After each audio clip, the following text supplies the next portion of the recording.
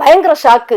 வேலு நாச்சியார்னு போட்டு, நான் வந்து வேலு நாச்சியார்னா வேற ஒரு புகைப்படத்தை நான் பார்த்து வச்சிருக்கேன், வரலாற்று பாடத்திலையும் படிச்சிருக்கேன். இப்பவும் நான் வந்து வேலு நாச்சியார்னா நான் ஒரு பிம்பத்தை பார்த்து வச்சிருந்தா, திடீர்னு ஒரு பொம்பளை கருணாநிதி வந்து இருந்த மாதிரி இருந்தது.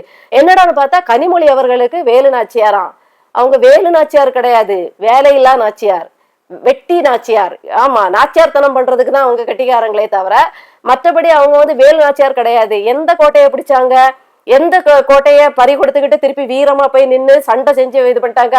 அப்படியே எம்பி பதவியை வச்சு ஒன்றிய அரசு கண்கள்ல விரல விட்டு ஆட்டுறாங்களோ, அப்படியே சண்டை செஞ்சு நீட்டை விலக்கிட்டாங்களோ.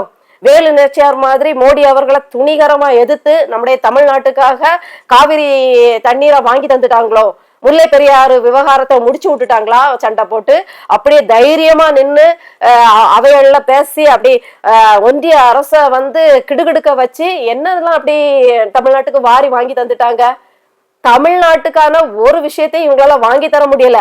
ஒன்றிய அரசோட சண்டை போடுறதுக்கு இவங்களை தேர்ந்தெடுத்து அனுப்புனா, இந்தம்மா ஒன்றிய அரசு ஒரு பப்படாஸ் வேலை காட்டுச்சு இல்லையா, அத அண்ணன் சொல்ற மாதிரி வந்த தீவிரவாதிகளை விட்ட உளவுத்துறையை பத்தி பேச துப்பு இல்ல, தீவிரவாதிகள் சுட்டுட்டு போன பிறகு பிடிக்க துப்பு இல்ல, எங்கேயோ இருந்த முகாம்களுக்கு இவங்க குண்டு போட்டாங்களாம். இதை பறைசாற்றுறதுக்கு ஒன்றிய அரசுக்கு சிங்சாங்க அடிக்கிறதுக்கு இவங்க வந்து ஊரெல்லாம் என்ன செஞ்சிருக்காங்க, போய் ஒன்றிய அரசு அதாவது அரசு துட்டுல போய் நல்லா வெளிநாட்டு சுற்றுலா சென்று இன்ப சுற்றுலா சென்று வந்தாங்களே ஒழிய ஒன்றிய அரசை எதிர்த்து தமிழ்நாட்டுக்காக ஒரு போராட்டம் கூட அவங்க பண்ணது கிடையாது. ஒரு போராட்டம் பண்ணி ஒரு தமிழ்நாட்டுக்கான தேவை, ஏன் எங்களுடைய வரியை வாங்குறீங்களே, எங்களுக்கான நிதியை வாங்கி தாங்க, நிதியை தாங்கன்னு சொல்லி கூட தன்னுடைய அண்ணனுக்காக கூட நின்று சப்போர்ட் பண்ணி சண்டை போட துணிவில்லாத இந்த நாச்சியாரு வேலு நாச்சியாராம். நீங்கள் வேலு நாச்சியார் அல்ல, வேலை இல்லாத நாச்சியார். வேலைன்னு ஒண்ணு இருந்தாதான் ஒழுங்கா வேலை செய்வீங்களே, வேலையே செய்யறது கிடையாது. அப்படியே எம்பி ஆயிரணும், அப்படியே சுட்டு இது பண்ணும். இவங்க ஒரு கவிஞராம், இவங்க பெரிய எழுத்தாளராம், கருணாநிதி அவர்களின் மறு பிரதிபலிப்பான். ஒரு பேட்டியில ஒரு பத்திரிகையாளர் கேட்கிற கேள்விக்கு பதில் சொல்ல தெரியல. இவங்க யாரோட கவிதையை காப்பி அடிச்சு வச்சாங்கன்னு எனக்கு தெரியல. யாத்தையாவது மிரட்டி வாங்கி எழுதி அதை போட்டு இவங்களோட பேரை போட்டுக்கிட்டாங்களா, இல்ல அப்பா எழுதின கட்டுரையிலேயே வார்த்தைகளை திருடி அதுல எழுத்தாளர்னு போட்டுக்கிட்டாங்களா, பெரிய இலக்கியவாதின்லாம் நம்ம அண்ணனே சொல்லியிருக்காங்க. சொல்லும் போல ஓஹோ இலக்கியவாதி தானோ அப்படின்லாம் நினைச்சா, ஒரு கேள்வி கேட்டா அதாவது பிரசன்ட் ஆஃப் மைண்ட் அப்படிம்பாங்க, அந்த இடத்துல அதுக்கான பதிலா தரமா சொல்றது, சும்மா இஷ்டத்துக்கு சொல்றது இல்ல, தரமா சொல்றது.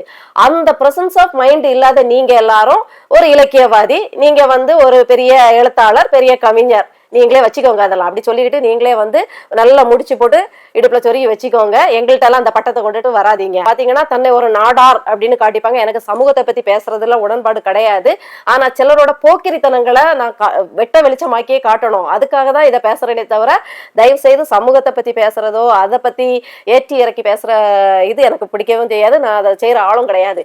ஆனா இவங்க வேஷங்களை கலைக்கணும், அதுக்காக தான். எப்படின்னா அந்த தேர்தல் வரும்போது பனைய வச்சிருவாங்க, தான் ஒரு நாடார் அப்படிங்கிற மாதிரி காட்டுவாங்க. எனக்கு தெரியல கலைஞர் நாடாரா, அவரு இந்த மாநிலத்துக்காரரே கிடையாதுங்கிறாங்க.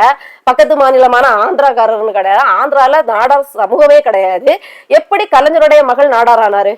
அப்போ உங்களை பத்தி சொல்ற அந்தந்த கதைகள்லாம் உண்மைதானா? உங்களுடைய நீங்களும் உங்களுடைய அம்மா உங்களுடைய பிறப்பு பற்றி சங்கதிகள்லாம் பலவாறு வருதே, அதெல்லாம் உண்மையா? நீங்க உண்மையிலே கலைஞர் அவரின் மகளா இருந்தா நாடார் அப்படிங்கிற சமூகத்தை நீங்க வந்து தொத்திக்கிட்டோ நீங்க உங்களுக்கு ஸ்டிக்கர் ஒட்டிக்கிட்டோ தெரிய முடியாது. ஏன்னா தந்தை வழி சமூகம் தான் இங்க பேசப்படும்.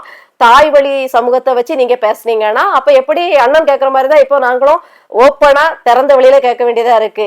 நீங்க நாடார்னா உங்கள் அண்ணன் ஸ்டாலின் அவர்கள், உங்கள் அண்ணன் தமிழரசன் அவர்கள், உங்கள் அக்கா செல்வி அவர்கள், உங்கள் அண்ணன் மு க அழகிரி அவர்கள்லாம் யாரு? அவங்க எந்த சமூகத்தை சார்ந்தவங்க?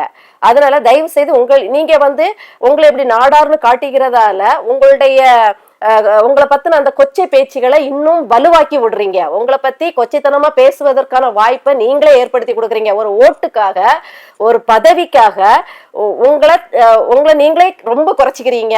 உங்களுடைய அந்த பிறப்பின் வரலாறை வந்து மற்றவங்க எள்ளி நகையாடுற மாதிரி பேசினேன். என்ன பேசினாலும் பரவாயில்ல, எனக்கு எம்பி பதவி தான் வேணும், நீங்க என்ன பேசினாலும் பரவாயில்ல, எனக்கு வந்து ஓட்டு தான் வேணும், நீங்க என்ன வேணாலும் பேசிட்டு போங்க, எங்களுக்கு வந்து இந்த சேர் அது வேணும் அப்படின்னு நினைச்சீங்கன்னா நாங்களும் உண்மையை கூசாம பேசுவோம், அதுக்கு கூச்சப்படவே மாட்டோம்.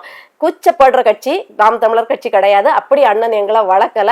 அப்படிப்பட்ட அண்ணனை பார்த்து நாங்க கட்சியில சேரல. கூச்சமே இல்லாம தைரியமா கூச்சமே இல்லைன்னா இஷ்டத்துக்கு எல்லாத்தையும் பேசுறது இல்ல, உண்மையை உடைச்சு பேசுற ஒரு கட்சியாதான் இதை பார்த்து இதுல இணைஞ்சிருக்கோம். அதனால நாங்களும் அப்ப வந்து கண்டிப்பா நீங்க வந்து இந்த பப்படாஸ் வேலை காட்டுறத நாங்க கண்டிப்பா கேட்கதான் செய்வோம்.